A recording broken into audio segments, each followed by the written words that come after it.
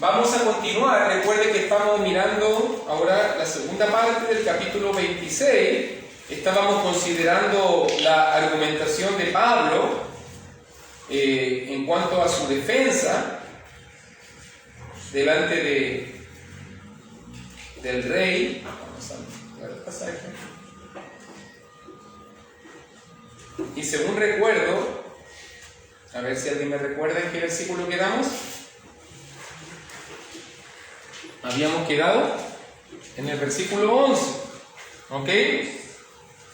Así que vamos a leer hoy día desde el versículo 12 en adelante hasta el 32 para terminar el pasaje.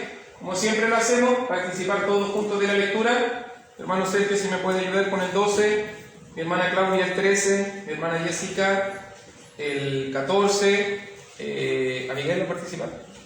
¿Sí? Abigail 15, Yanina 16, el Elías 17, Simón 18, 26, del libro de los Hechos.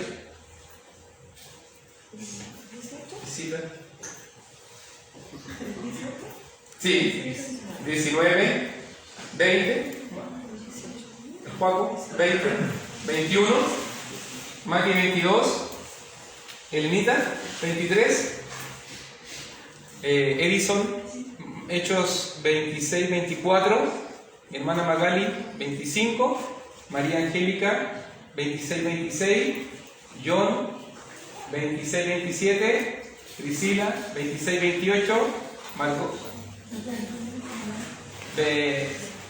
Jaime, pues ahí en la tona hacemos una.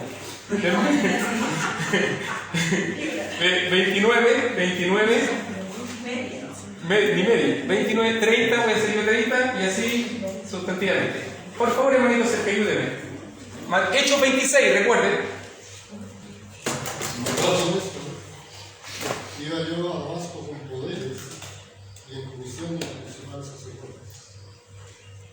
En mitad del día, oh rey, viene en camino una luz del cielo que sobrepuntaba el resplandor del sol, la cual me rodeó y a los que iban conmigo. Y habiendo caído todos nosotros en tierra, oí una voz que me hablaba y decía en lengua hebrea: Saulo, Saulo, ¿por qué me persigues? Dura cosa pensar cosas contra la religión. Yo entonces dije: ¿Quién eres, Señor? Y el Señor dijo: Yo soy Jesús, a quien tú persigues. Pero levántate y ponte sobre tus pies, porque para esto he aparecido a ti, para ponerte por ministro y testigo de las cosas que has visto y de aquellas en que me apareceré a ti. Librándote de tu pueblo y de los gentiles a quienes ahora te envío. Para que abra sus ojos, para que se conviertan de las tinieblas a la luz y de la prosperidad de Satanás. A Dios, para que reciban por la fe que mi perdón de pecados y dice entre los santificados. Con lo cual, oh rey Elipa, no fui rebelde a la visión celestial, Sino que anuncié primeramente los que están en Damasco y Jerusalén, que por toda la tierra de Judá y los gentiles que se arrepintiesen y convirtiesen a Dios haciendo obras dignas de arrepentimiento. Por causa de esto, los judíos, prendiéndome en el templo, intentaron matarme. Pero habiendo tenido auxilio de Dios, perseveró hasta el día de hoy, dando testimonio a pequeños y a grandes, y no diciendo nada fuera de las cosas de los profetas y Moisés dijeron que habían de suceder. el Cristo había de padecer y ser el primero de la resurrección de los muertos, para anunciar luz al pueblo y a los gentiles. Diciendo él estas cosas en su defensa, Festo a gran voz dijo: ¿Estás loco, Pablo? Las muchas letras te vuelven loco. Mas él dijo: No estoy loco, excelentísimo Festo, sino que hablo palabras de verdad y de cordura. Pues el rey sabe estas cosas, delante de quien también hablo con toda confianza, porque no pienso que ignora nada de esto, pues nos ha hecho esto en algún rincón. ¿Crees, oh rey Agripa, a los profetas dificultades a ser cristiano. Y Pablo dijo, quisiera Dios que por poco o por mucho, no solamente tú, sino también todos los que hoy me oyen, fueseis hechos tal cual soy yo, excepto estas cadenas. Cuando había dicho estas cosas, se levantó el rey y el gobernador y Berenice y los que se habían sentado con ellos.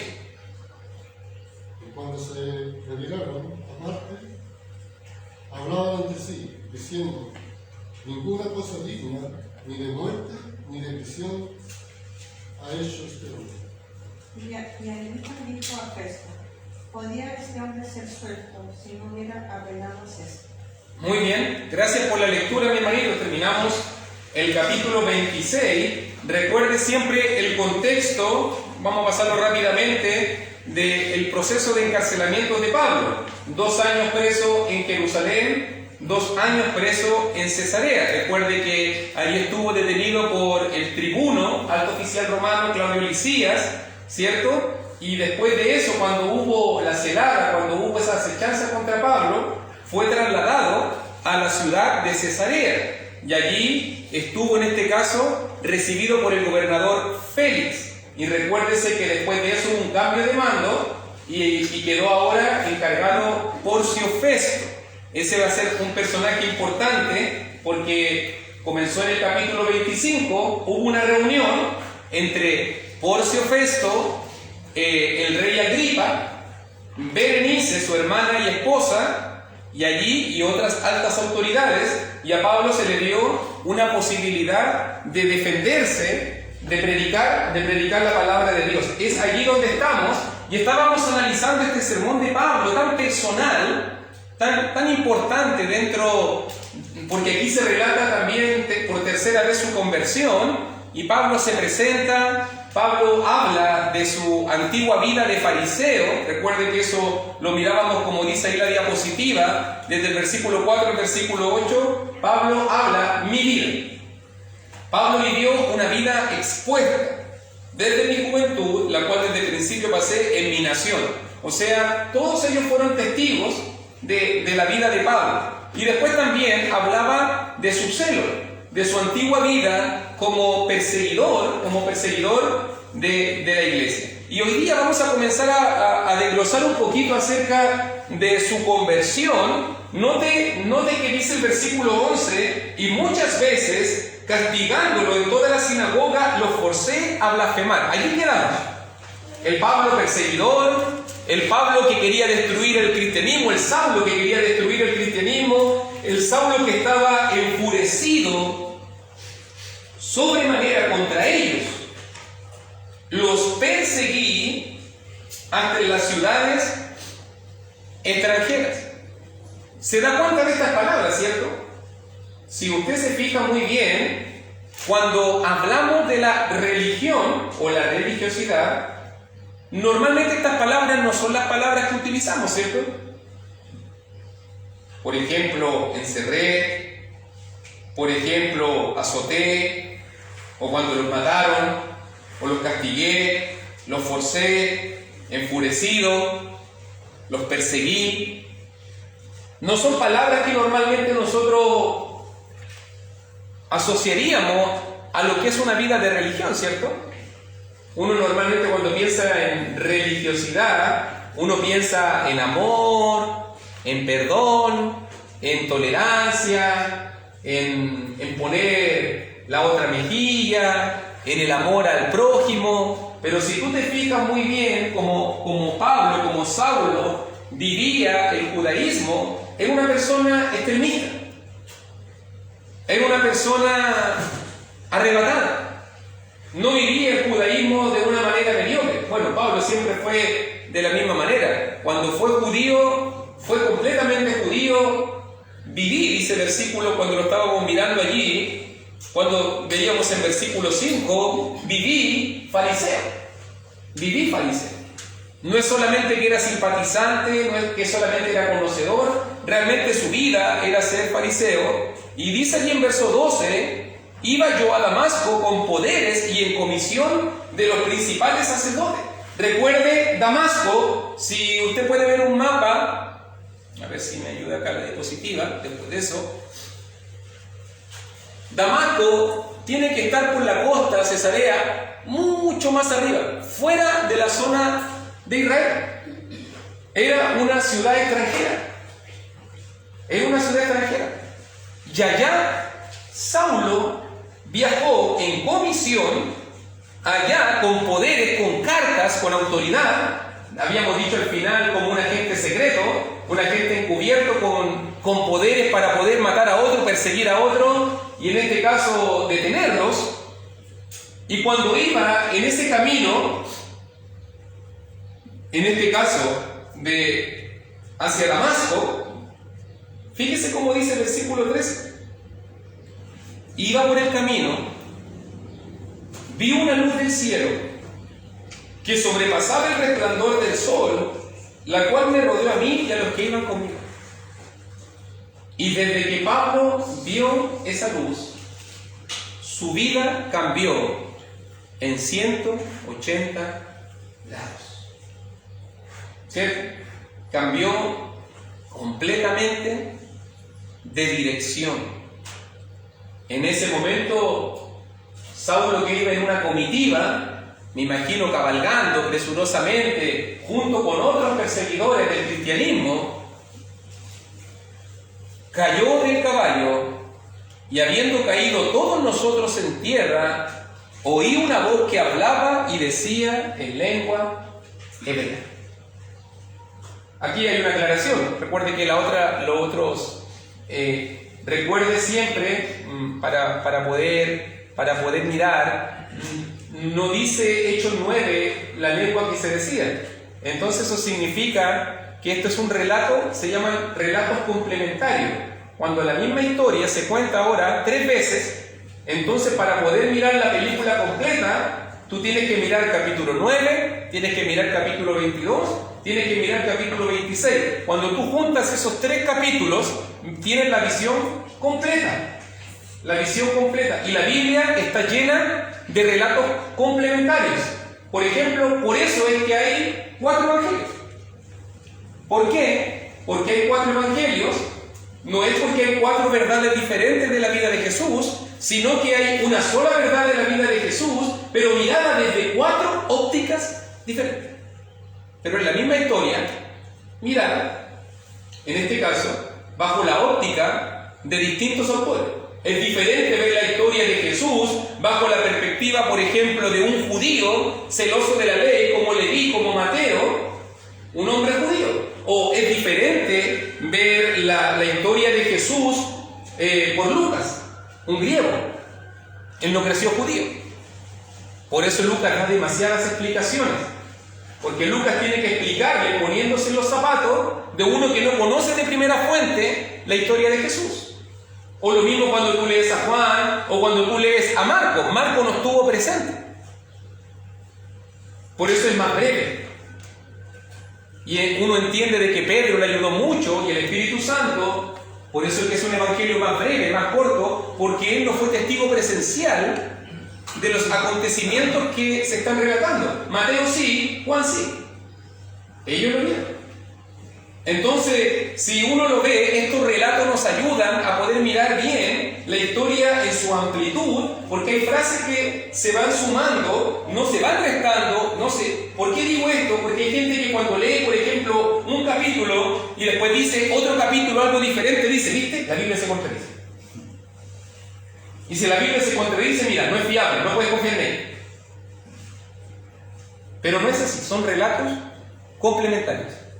Una imagen te ayuda a sobreponerla con la otra y así amplías tu visión y puedes ver la historia en su totalidad. ¿Qué fue lo que se dijo? Saulo, Saulo, lo mismo que aparecía también en capítulo 9, ¿por qué me persigues? Habíamos comentado nosotros, nótalo muy bien, el compañerismo, la familiaridad, la unidad que Jesús ve con su iglesia, que cuando alguien persigue a su iglesia, es como que si estuviese persiguiendo directamente a Jesús. Cuando un cristiano es perseguido, realmente no está siendo perseguido el cristiano. está siendo perseguido Jesús, o como decía en el lenguaje de Mateo 25, si tú le haces algo a uno de estos pequeñitos, a mí me lo hiciste. A mí me lo hiciste. Entonces, si tú das un vaso de agua a un pequeñito, si tú te preocupas de un pequeñito, si tú visitas el contexto de Mateo 25, el juicio de las naciones, entonces tú lo hiciste hacia mí, Señor. Pero nosotros no sabíamos que estábamos en la cárcel. Tú no me fuiste a ver a la cárcel, tú no me fuiste a ver al hospital, tú no me diste un vaso de agua, tú no tuviste comunión conmigo. Entonces, lo que me hiciste, lo que no hiciste con ellos, no me lo hiciste a mí. No estuviste conmigo. Entonces, Jesús es muy unido a nosotros. Lo que sucede a la iglesia le sucede a Jesús. Y fíjese muy bien, dura cosa, verso 14, qué importante es el verso 14 nuevamente. Dura cosa te es dar coces contra el aguijón. La otra vez comentábamos, hermanito, ¿se acuerda qué es lo que era el aguijón? ¿Se acuerda qué es lo que era el aguijón aquí? Aquí, en este contexto, ¿qué es el aguijón? ¿Se acuerda? Ganadería básica. ¿Qué es lo que es el aguijón? ¿Se acuerda o no? Era algo, una pincha, que se utilizaba para curar, en este caso, a los animales cuando estaban en el arado, cuando estaban en una trilla, cuando se estaban ocupando, ¿cierto?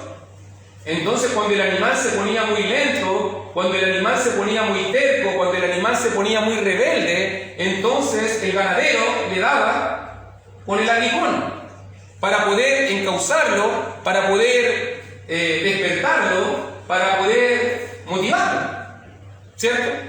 Esa era la manera. Entonces, y obviamente, cuando el animal se le ponía la chicota, como diríamos en buen chileno, y el animal sentía el pinchazo, se hacía heridas, ¿cuál era la tendencia de un animal rebelde?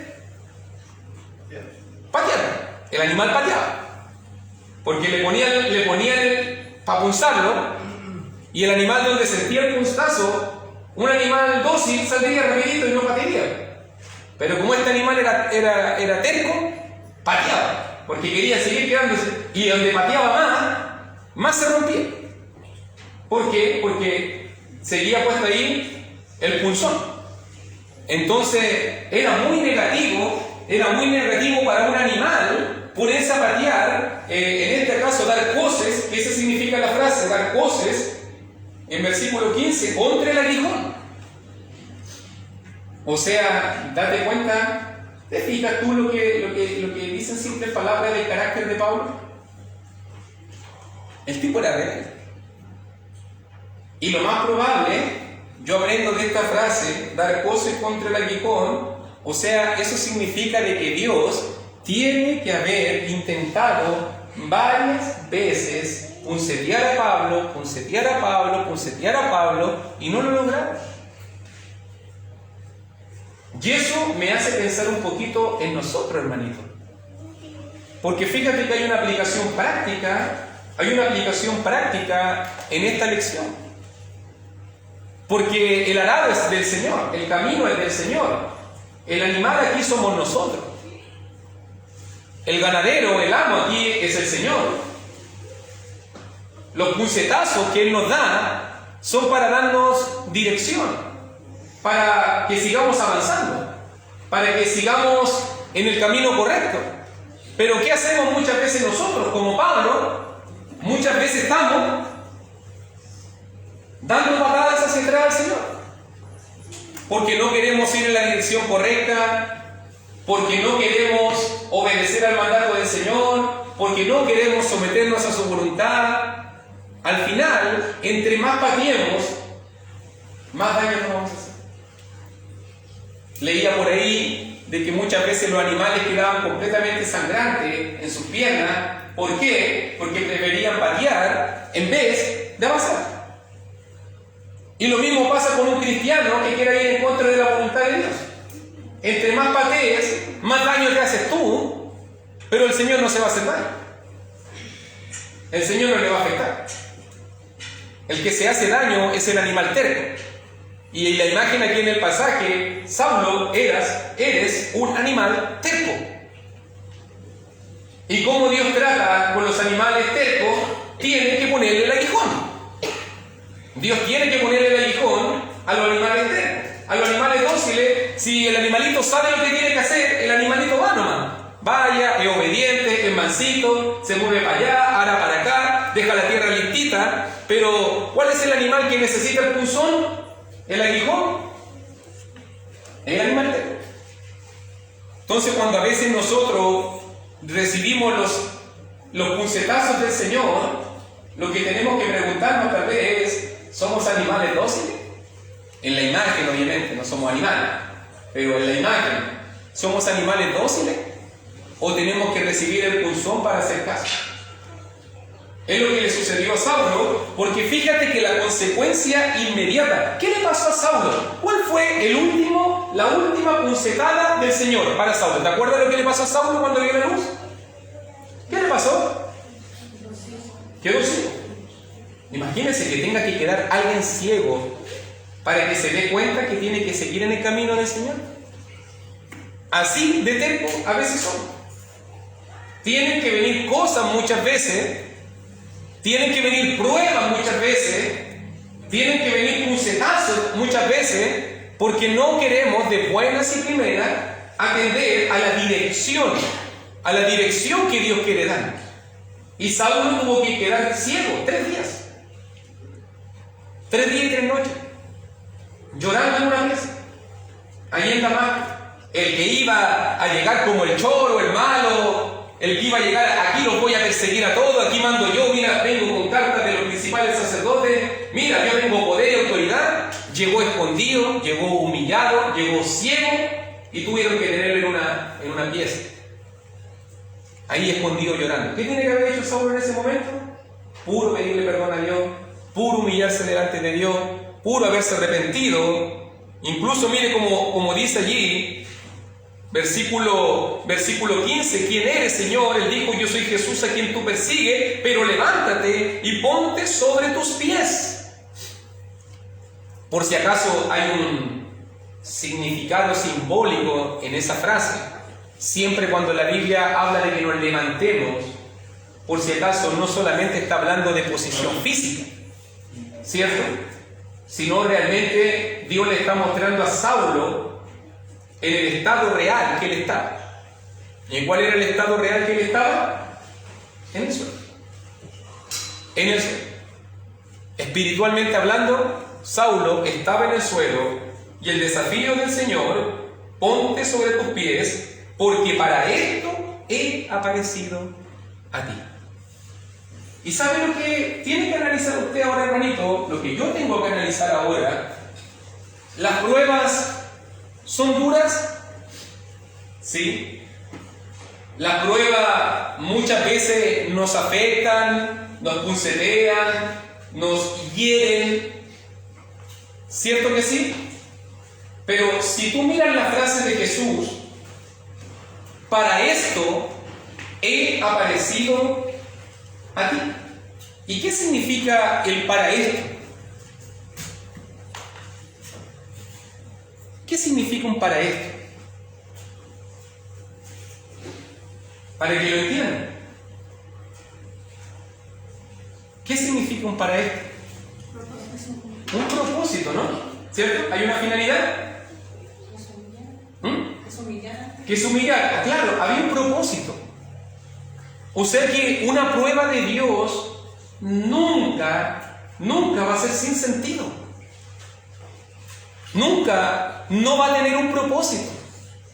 Para esto he aparecido a ti. Si te dejé ciego, si me aparecí a ti, es porque algo busco en ti. Entonces, las pruebas tienen esa función de que son malas si lo miramos desde la perspectiva humana. Nos duele, nos hiere, sangramos, damos goce, nos resistimos, nos ponemos rebeldes, pero al mismo tiempo la prueba también muestra la mano de Dios. ¿Cuál es la mano de Dios? Porque Dios, si no le interesaras, no te probaría. Si no le interesaras. Si no hubiese un propósito que cumplir, ¿para qué molestarlo? ¿Qué hay que cumplir? Entonces Dios muchas veces permite la prueba, nota muy bien lo que logró en él, para ponerte por ministro y testigo de las cosas que has visto. O sea que las pruebas tienen en este caso la bendición de poder darnos una misión, una orientación, un enfoque. Pueden ayudarnos a mirar las cosas de una mejor perspectiva. Piensa muy bien en las cosas que nos suceden en la vida. ¿Cuántas veces no nos sirve? ¿Cuántas veces nos sirve mucho enfrentar necesidades o carencia económica, o no? ¿Nos sirve mucho de repente enfrentar carencia y necesidad económica? Siento que sí, porque cuando a lo mejor ves a otro hermano que está enfrentando lo mismo, cuando a lo mejor ves a otra persona que está pasando lo mismo, tú le puedes decir, tranquilo, esto ya va a pasar. No, hombre, va a pasar, tranquilo. Porque tú tienes la experiencia de que eso va a pasar. O si alguien tiene una enfermedad, o si alguien está pasando una crisis, o si alguien sufre una pérdida, un dolor, alguien te va a decir, no, pero es que no, se destruyó mi vida, no sé. Yo te digo que va a pasar. Y sé que va a pasar porque yo lo viví. A mí también me dolió. Y eso nos ayuda a comprender a las personas. Eso nos ayuda a ponernos en los zapatos de las personas. Si las pruebas te hacen más rebelde, más alejado de Dios, más insensible, entonces no has entendido el propósito de la prueba. No has entendido el propósito de la prueba. Porque el propósito de la prueba es darnos orientación. Imagínate, el que era perseguidor, ahora se va a volver perseguido. Ahora se va a volver perseguido. El que antes tenía poder, ahora no va a tener ni dónde caerse muerto. El que a lo mejor era un rico, un poderoso, un educado, un erudito, un destacado, uno que miraba por encima del hombro a todo, ahora ¿cómo va a estar? Considerado como la escoria, porque así llamaban a los apóstoles, como la escoria del mundo. Siempre detrás de una prueba, hermanito, siempre hay un propósito que Dios busca y quiere desarrollar y quiere hacer crecer en ti y en mí. Por eso que la pregunta correcta nunca va a ser ¿por qué yo? ¿Por qué a mí? ¿Por qué me pasa lo que me pasa? ¿Por qué me sucede lo que me sucede? Siempre la pregunta correcta es, mira como, bueno, no lo dice acá, creo, lo dice en el capítulo 9, ¿qué quieres que yo haga? Esa debería ser la pregunta de un cristiano.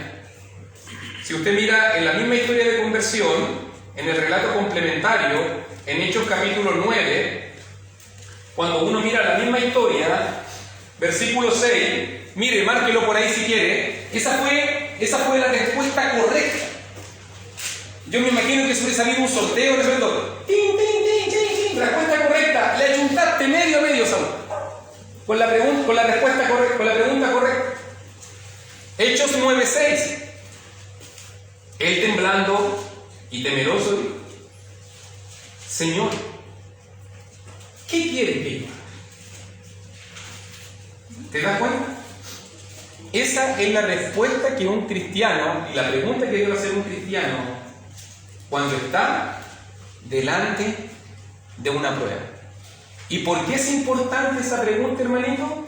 Porque todos los que hemos sido probados, todos los que hemos pasado pruebas, ¿cierto? Tú, yo, todos, sabemos que las pruebas paralizan, las pruebas desorientan, las pruebas nos debilitan, las pruebas muchas veces nos desaniman. Entonces hay que hacer preguntas valiosas, importantes, que nos den dirección, que nos den enfoque, y no preguntas que nos hundan, no preguntas que nos desanimen, no preguntas que nos menoscaben, que nos desorienten. Uno mismo haciéndose un autoatentado con las preguntas que hacemos. ¿Por qué a mí? ¿Por qué yo? ¿Por qué me pasa esto? ¿Por qué mi vida es terrible? ¿Por qué mi vida acá? ¿Por qué sufro? Esas preguntas te van a hacer daño. Y si te van a hacer daño, no te las hagas. Mejor hacer preguntas que te den dirección, que te den enfoque, que abran tus ojos, que te acerquen más a Jesús. ¿Qué quieres que yo haga? La misión era simple. Pónete por ministro, testigo de las cosas que has visto y de aquellas que me apareceré a ti, librándote de tu pueblo. Estoy ahora en Hechos 26, 18, a quienes ahora te envío, para que abras sus ojos. ¿Notas ese énfasis que está haciendo Jesús? Verso 16, para esto he aparecido a ti y testigo de las cosas que has visto. Saulo, tú me viste y quedaste ciego y te diste cuenta realmente cuál era tu ceguera espiritual. Ahora yo te voy a enviar a los ciegos. Ahora yo te envío a los ciegos. Ahora yo te voy a enviar a los que no ven. ¿Para qué? Versículo 18, para que abras sus ojos. ¿Te das cuenta de la misión? Un día Saulo estuvo ciego. Y no era la ceguera, nuevamente lo digo, no era la ceguera física la más importante. Saulo estaba ciego espiritualmente. Pero desde que Jesús se apareció a él, Saulo podía decir, ahora veo. Y mi misión ahora, que ahora veo, es poder ayudar a otros que también están en la misma ceguera, para que ellos también abran sus ojos. Mira cómo lo entiende Jesús. Para que se conviertan de las tinieblas a la luz. Nota los tres énfasis que suceden en una conversión. Si tú quieres compartir este pasaje con una persona inconversa, tú puedes hablar de este pasaje con una persona que no ha conocido el Evangelio y muéstrale su condición espiritual. Número uno, tú eres ciego. Uno que está sin Cristo no ve bien, no ve bien la vida espiritual. Número dos, estás en tinieblas, estás entenebrecido. Pero Cristo quiere darte la luz. Número 3, estás bajo el poder del diablo. Los que están ciegos y en tiniebla están en el poder del diablo, pero Pablo va a ser enviado, tú y yo somos enviados para poder estar en el poder de Dios. Nota cómo va mostrando los contrastes. Estábamos ciegos, ahora se abren nuestros ojos. Estábamos en tiniebla, ahora tenemos luz. Estábamos sirviendo bajo el poder del diablo, ahora servimos bajo el poder de Dios. Es lindo lo que pasa en el Evangelio. Es súper lindo. ¿Cómo está la gente sin Cristo? Ciega, en tinieblas, bajo el poder del diablo. No pueden ver, no pueden tener luz ni dirección, no saben para dónde van. Y realmente el titiritero llamado diablo, Satanás, los mueve y los mueve y los mueve y los mueve, porque sirven bajo su poder. ¿Qué hace Cristo? Abre tus ojos. ¿Qué hace Cristo? Trae luz a tu vida. ¿Qué hace Cristo? Te saca del poder del diablo y te pone al poder de Dios. ¿No serían esos motivos suficientes para que una persona se convierta? ¿Cierto? Solamente pensar en una persona y decirle, mira tu condición, tu triste condición espiritual. Discúlpame que te lo diga, pero estás ciego, estás en tinieblas y estás bajo el poder del diablo. Y hoy día hay alguien que quiere darte libertad, Jesús, que quiere abrir tus ojos, que quiere darte luz y que quiere sacarte del poder del diablo. Que el diablo nunca más tenga poder, dominio y potestad sobre tu vida. Por si acaso, ese es un poder conferido. Por si acaso, así lo vemos nosotros en la tentación. Es un poder conferido. No es que el diablo tenga poder o es todopoderoso. Es el poder que nosotros mismos le entregamos por nuestras propias malas decisiones. Entonces dice el versículo 18, para que reciban por la fe que es en mí perdón de pecados y herencia entre los santificados. ¿Qué más? Perdón. ¿Qué más es ofrecido en el Evangelio? Perdón. ¿Qué más es ofrecido en el Evangelio? Herencia entre los santificados. Imagínate cómo tiene que estar Porcio Festo. Mira lo que me está diciendo Pablo. Si esto no es solamente para nosotros. Recuerde que el primero que lo está escuchando era Porcio Festo. ¿Estáis tratando de decir que yo estoy ciego? Imagínese Agripa, el rey, que se acostaba con su hermana y que estaba ahí Berenice, como su esposa. ¿Me estás diciendo que servimos bajo el poder del diablo? Fíjese que tiene que haber sido bastante duro. Ya vamos a ver las reacciones de ellos, por si acaso. Vamos a mirar las dos reacciones por si acaso.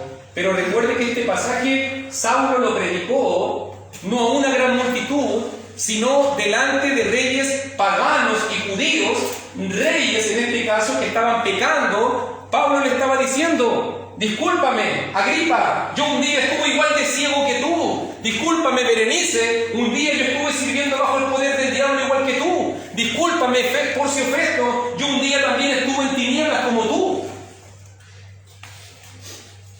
Pero acepté a Cristo, pero me convertí al Señor y recibí perdón de pecados y herencia entre los santificados. Por lo cual, dice Hechos 26:19, no fui rebelde a la visión celestial. Nótalo. Miren el énfasis, ¿por qué lo está diciendo? Recuerde de que Pablo ha tenido varias audiencias con Porcio Festo. Recuerda que Porcio Festo ha escuchado varias veces la predicación del Evangelio, una y otra vez, por lo menos por harto tiempo. Félix antes, Claudio Licidia, los principales sacerdotes, el sumo sacerdote, todos ellos escucharon esta verdad. Y todos ellos, ¿cómo reaccionaron ante este pasaje? Rebelde. Saulo dijo: yo no fui rebelde. Escuché la palabra de Dios, la obedecí de inmediato. Entendí que estaba mal, me convierto. No fui rebelde. Eso es un ánimo para estos reyes paganos. No sean rebeldes ustedes. En simples palabras, Saulo le está diciendo a estos reyes: no sean rebeldes a la visión celestial, sino que anuncié primeramente a los que están en Damasco. Claro, vimos eso en Hechos capítulo 9. Y Jerusalén, claro, volvió a Jerusalén después cuando la iglesia no creía en él. Y por toda la tierra de Judea y a los gentiles. Y sus sucesivos viajes evangelísticos.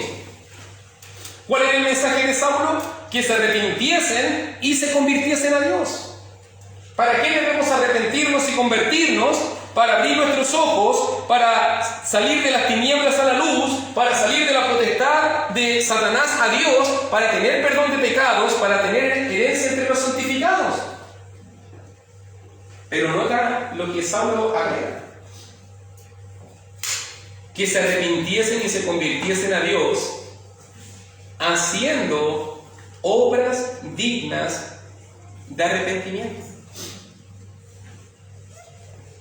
¿Qué significa esta frase, obras dignas de arrepentimiento? No hablamos mucho de eso. Incluso noto yo normalmente en el lenguaje habitual del cristianismo no explicamos ni entendemos muy bien lo que significa arrepentirse. ¿Cierto? Porque a veces cuando pensamos en arrepentirse, pensamos que arrepentirse significa: ¡ay, Señorcito, nunca más! ¿Cierto? Eso pensamos nosotros que significa arrepentirse. Pero nunca en la Biblia arrepentimiento ha significado eso. ¿Ah? Claro, pero ese es un mal entendimiento, yo. Es un mal entendimiento. Porque no es solamente no volver a hacer. No es solo.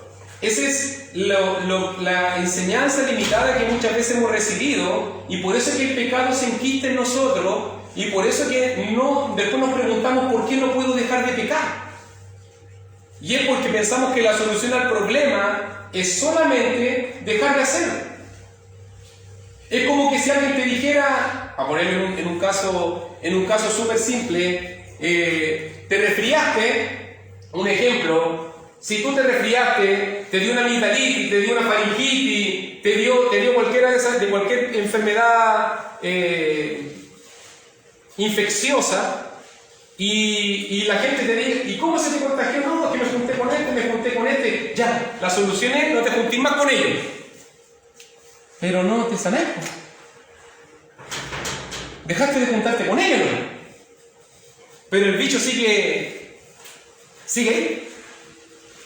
¿Qué tenéis que hacer? Tomar medicamento, tomar el remedio, ir a pincharte, tomar amoxicilina, no sé, lo que se prescribe el médico. Hay que ir al médico, porque uno entiende de que uno no sana una enfermedad solamente alejándose de los enfermos.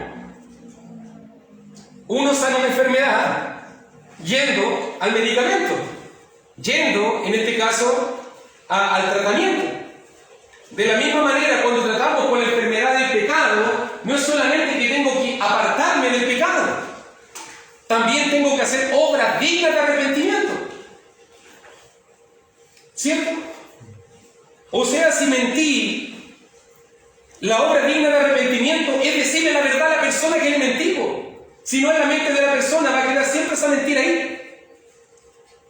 Hasta el día final, no, sí, eran 10.000, no. Señor, eran 10.000. Y nunca fueron 10.000. Iba a llegar al juicio final creyendo que eran 10.000. Y nunca fueron 10.000. Entonces, ¿dónde está la obra ahí? ¿O sería fácil uno, chuta, forniqué, engañé a mi esposa, ay, no lo hago nunca más? Listo. Disculpa, mi amor, no lo hago nunca más, tenés que perdonarme porque no lo voy a hacer nunca más. ¿Y cuál es la consecuencia de ese pecado? El pecado trae consecuencias. Y esas son las obras dignas de arrepentimiento. Elías. Arrepentirse también puede ser reconocer el pecado que uno hizo. Claro, pero, y vuelvo a lo mismo, reconocer, dejar de hacerlo, son solamente los inicios del verdadero proceso de arrepentimiento que debe haber. Por lo menos en este pasaje dice, haciendo obras dignas de arrepentimiento. Juan el Bautista diría, hacer frutos dignos de arrepentimiento. O sea, que el que se arrepiente debe cambiar. El que se arrepiente debe mejorar su camino, debe mejorar sus obras. El que se arrepiente no es solamente evitar hacerlo, también debe corregir y enmendar sus pisadas. Por eso fíjate muy bien, y yo creo que Pablo lo dijo en el momento preciso, porque a lo mejor hubiese dicho Agripa, recuerde, se estaba acostando con su hermana, recuerde, incesto público en todo Jerusalén. Listo, Señor, me arrepiento, perdóname. No lo sabía antes, no tenía conocimiento antes de que estaba fornicando con mi hermana. Discúlpame, ya bueno, ok. ¿Pero me puedo casar con ella? Es que me gusta. ¿Me puedo casar con ella? Obra digna de arrepentimiento. Acuérdense por qué le cortaron la cabeza a Juan el Bautista. ¿Se acuerdan que había otro rey llamado Felipe? Que tenía a su hermana, o sea que tenía a la esposa de su hermano. ¿Y qué le dijo Juan el Bautista? No es lícito tenerla. No debes tener esa mujer. ¿Y qué le pasó? El rey listo con la reina y con Salomé, corte cabeza, en un plato. Pero Juan el Bautista dijo lo que correspondía. No es lícito tenerla. Entonces, para este rey tiene que haber sido duro. ¿Cuál es la obra digna de arrepentimiento? Deja a esa mujer. Tienes que dejar esa relación incestuosa. Tienes que divorciarte o en este caso separarte de esa mujer que es tu hermana. Tiene que suceder eso. No blanqueamos los pecados de la gente. ¿Ves que la gente a veces llega a la iglesia y como que queremos blanquear los pecados a la gente? No hay que blanquear los pecados a la gente. La gente tiene que hacer obras dignas de arrepentimiento. Por causa de esto, note bien, por causa de esto, los judíos, prendiéndome en el templo, intentaron matarme. Claro que la predicación que invita al arrepentimiento, ¿qué hace la gente? Se opone. ¿Cierto que sí? Intentaron y persiguieron a Pablo. Pero qué lindo es lo que dice el versículo 22, grábatelo muy bien. Pero habiendo obtenido auxilio de Dios. Recuerda que Saulo no estaba solo.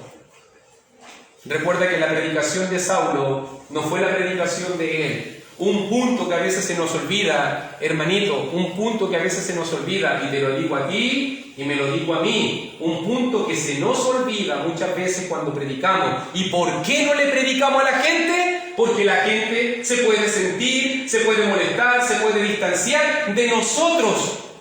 Por eso el mensaje no es tuyo. ¿Por qué debería separarse de ti? Si tú no le estás predicando algo que es tuyo. Y a veces no separamos eso, que a la gente tenemos que decir lo que corresponde de parte del Señor. Mira lo que dice el Señor. Si ese es el punto, que a veces la gente dice, no, mira, tú estás mal, tú estás acá, tú estás en pecado, y juzgamos. Y nosotros nos ponemos como que si fuéramos Dios. Cuando nosotros deberíamos decirle a la gente, mira lo que dice el Señor. Estás mal. Mira lo que dice Dios. Pecaste. Es mejor dejar que Dios lo diga. Se romperían menos relaciones a muchas veces esa visión tan crítica y juiciosa de que nosotros juzgamos a la gente y nosotros pensamos que están mal. Mira lo que dice Dios. Están mal por lo que dice Dios, no por lo que digo yo. Porque yo soy solamente un mensajero. Usted solamente es un instrumento. Usted solamente es un portavoz, uno que dice el mensaje de otro, pero el mensaje no es tuyo. Pero a veces la gente se apodera del mensaje y nos volvemos el mensaje y creemos que lo que nosotros decimos es lo que Dios quiere decir, y tenemos que dejar que Dios sea el que lo diga en la palabra. Saulo se lo dijo clarito: esto dice la palabra, esto dice la palabra, esto dice la palabra. Dios me auxilió y persevera hasta el día de hoy, dando testimonio a pequeños y a grandes, no diciendo nada fuera de las cosas que los profetas y Moisés dijeron que habían de suceder. E incluso Pablo aboga a su dependencia absoluta a la palabra de Dios. O sea que cuando Saulo dice algo, usted nunca va a escuchar a Saulo: yo creo, yo opino, a mí me parece. Cuando Saulo va a escribir los textos inspirados, Saulo muy pocas veces va a apelar a sus percepciones u opiniones. Pablo va a hablar: así dice el Señor, esto es lo que es la voluntad de Dios. Y por eso que la palabra de Pablo es más autorizada que la mía o que la de cualquier otra persona. ¿Por qué? Porque es lo que decía el Señor. Mientras que yo le vengo a decir a usted lo que está aquí, que el Señor nos dijo, para que usted entienda la función. Mi función es entender y explicarle lo que el Señor dijo. Entender primeramente para mí, aplicar primeramente para mí, y en este caso explicarle a usted para que entienda y aplique lo que el Señor dijo. Pero Saulo era un receptor directo. Él podía decir: el Señor quiere, el Señor dice, y lo podía decir así, tan simple. Y aún así, Saulo nunca se salió de los márgenes de la palabra de Dios. Nunca. Nunca, nunca. Él siempre dijo lo que la ley claramente tenía establecido. ¿Y qué es lo que decía la ley? Que el Cristo había de padecer y ser el primero de la resurrección de los muertos para anunciar luz al pueblo y a los gentiles. Nuevamente la idea: luz. Ciegos, tiniebla, luz. Abrir los ojos. ¿Cuál fue la reacción?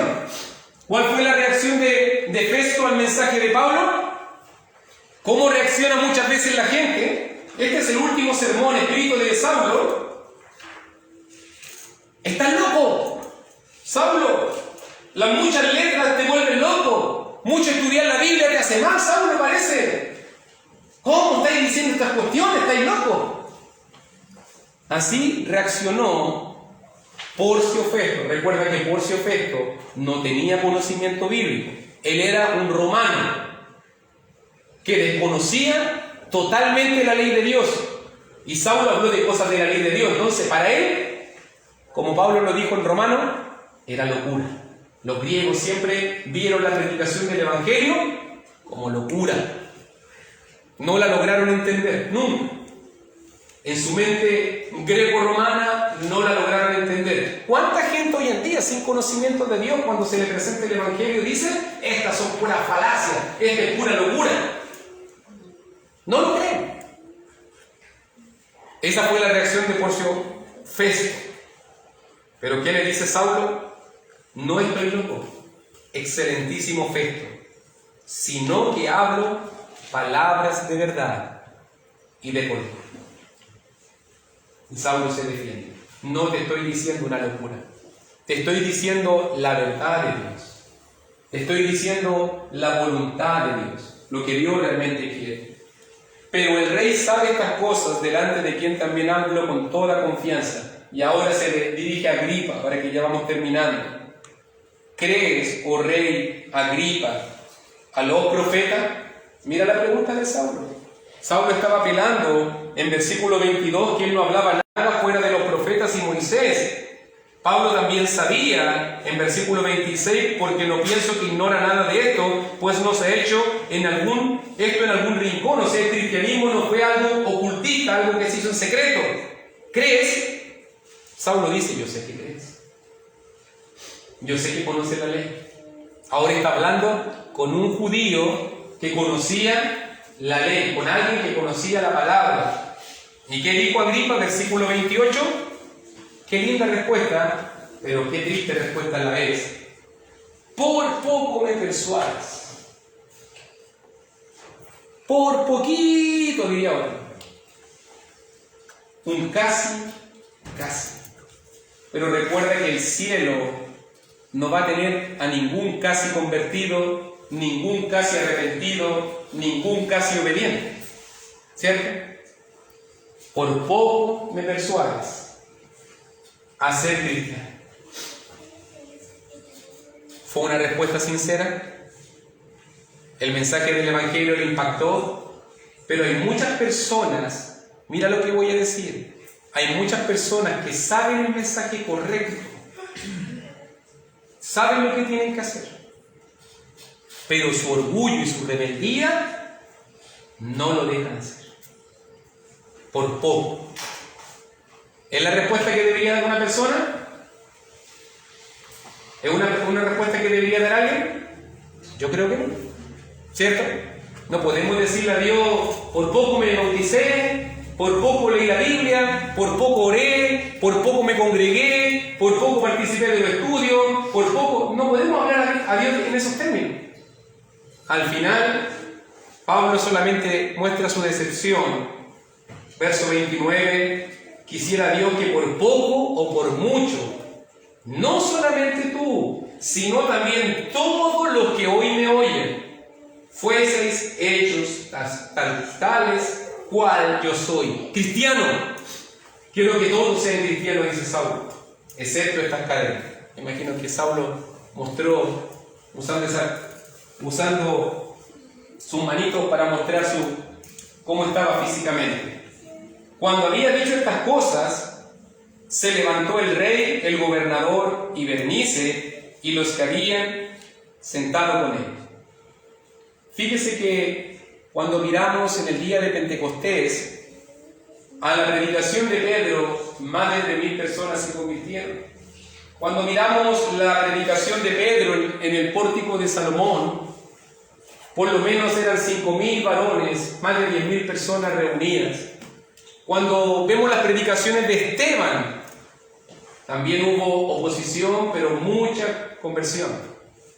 Cuando vemos las predicaciones de Bernabé, de Saulo, de Pedro, de Juan, hubo momentos donde hubo éxito, hubo momentos donde hubo fracaso. El Evangelio, bien entendido, hermano, es un lugar donde hay éxitos y fracasos. Y Saulo aquí está viviendo uno de sus fracasos. Le predicó a Porcio Festo por varias veces, le predicó al rey Agripa, le predicó a Berenice y a toda la cúpula, y ninguno de ellos quiso obedecer. Y a veces nos va a suceder así, hermanito. A veces le vamos a predicar a la gente y la gente no va a responder. A veces vamos a hacer nuestro máximo esfuerzo, a veces vamos a dar nuestra mejor predicación, a veces vamos a mostrarle la escritura, a veces vamos a animar a la gente a la salvación y la gente no va a responder. Pero ya ese no es problema tuyo. Ya no es problema tuyo. Tú cumpliste tu misión. Saulo cumplió su misión. Lo importante es cumplir la misión. Lo que decíamos en la clase pasada, hay gente que no quiere cumplir la misión. Eso es diferente. Cuando yo soy negligente y no cumplo la misión. Pero cuando yo cumplí la misión y las cosas no salieron como yo creía, amén. Gloria a Dios. Cumplí lo que tenía que hacer. Dije lo que tenía que decirle. Si Porcio Festo creyó a Pablo loco, si Agripa y Berenice no quisieron convertirse en cristianos, ¿qué puede hacer Saulo? ¿Podemos obligar a la gente? No podemos obligar a la gente. Lo triste para mí es que el último sermón de Pablo en Hechos terminó en fracaso.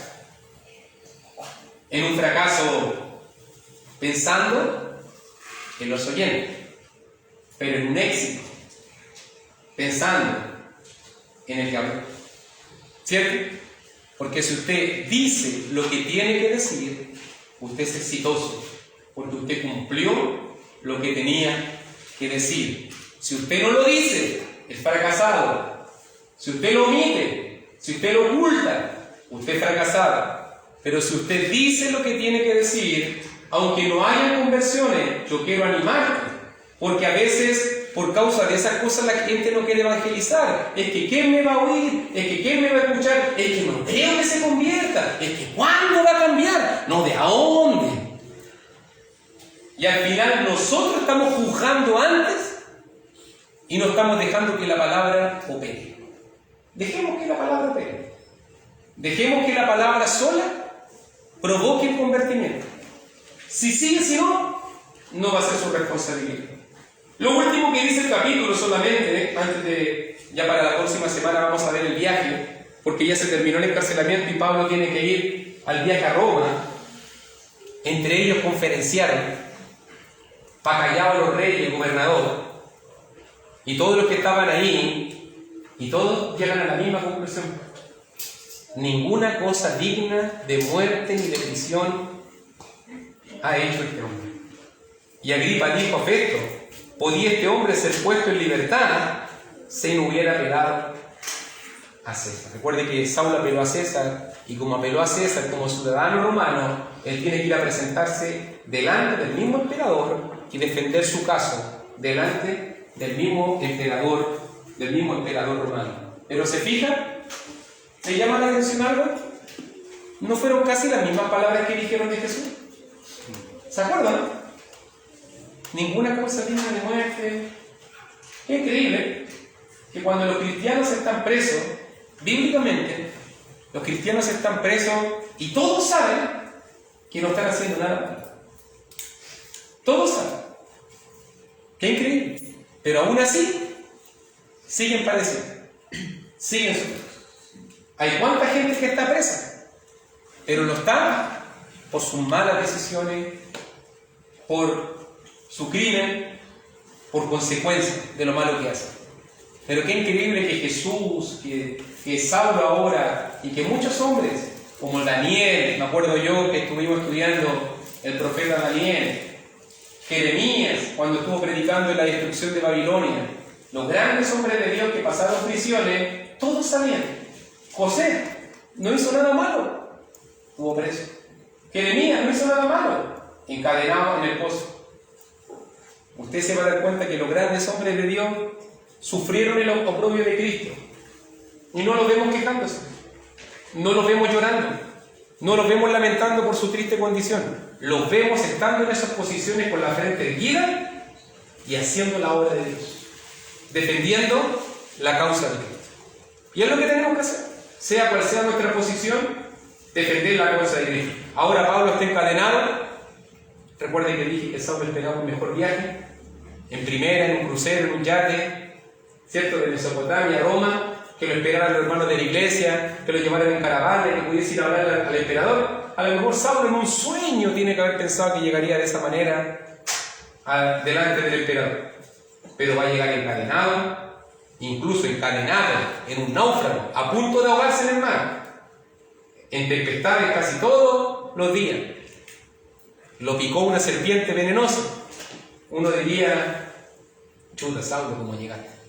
Así son los propósitos de Dios.